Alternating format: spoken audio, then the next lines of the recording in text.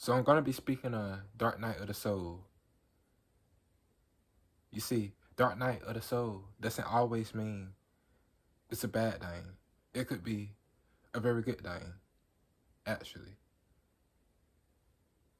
Dark Night of the Soul is a good thing, really. It depends on how you look at it. When you're on the spiritual path and you're having a Dark Night of the Soul, it's a awakening symptom. That's all. For example, if you have a cloth that's something that's very dirty, once you start cleaning it, you begin to see layers after layers. They will begin to appear, surface. These layers you didn't see before, just like a sponge.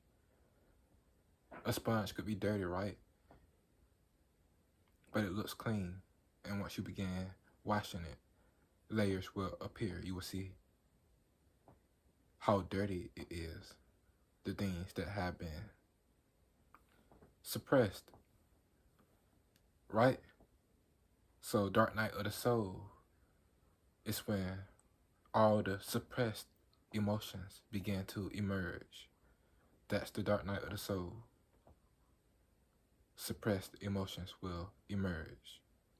After meditating, deep breathing, just like with a sponge, all the dirt it has suppressed will begin to emerge once you clean it.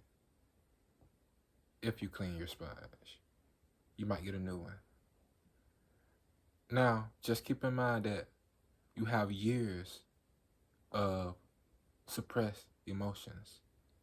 You may have been suppressing your emotions for 10 years.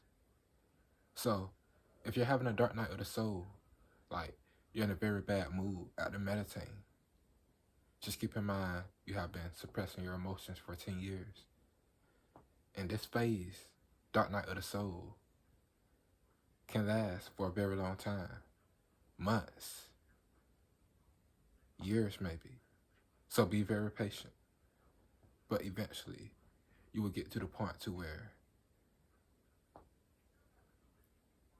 you're not having dark nights.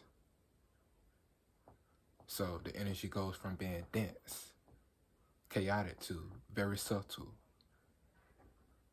more aligned, more harmony.